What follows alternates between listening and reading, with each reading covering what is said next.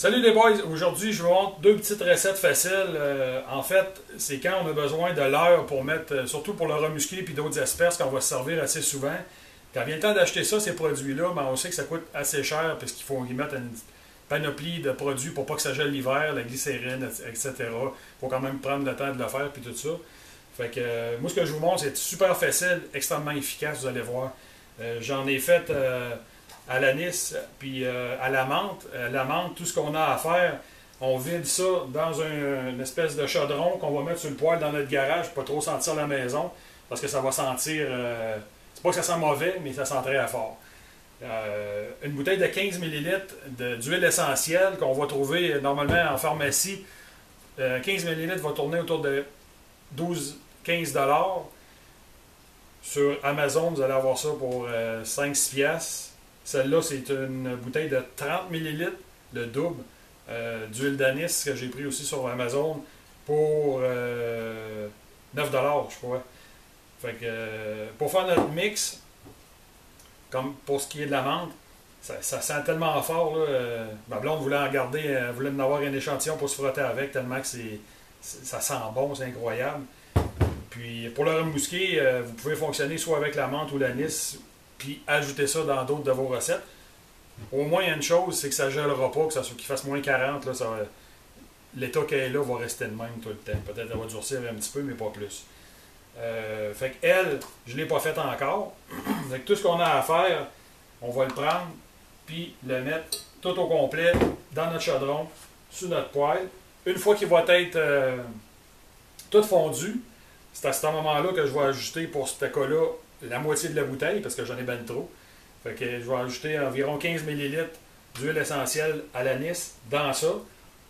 On fait juste brasser un petit peu. Puis une fois que tout le mélange est fait, je vais juste le tasser de là pour une couple de minutes, là, juste pour dire, pour pas faire fondre le plat en le remettant dedans. Fait que, pardon. On le remet dedans. Puis, aussitôt qu'il va figer, il va revenir comme à l'état flambant neuf. Là, on dirait pas qu'on y a touché, là. Puis, sauf que ça va sentir énormément. Fait que je vous montre un petit peu les étapes, puis je vous reviens avec ça.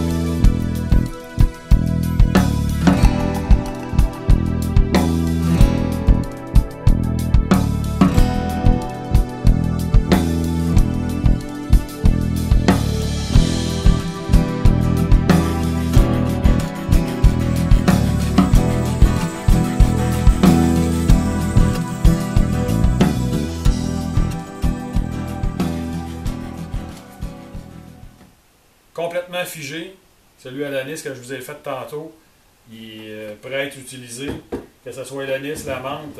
J'espère que ça a pu vous aider à vous donner des idées là, en termes de prix puis fabrication de nos propres leurres. Ça vaut vraiment la peine.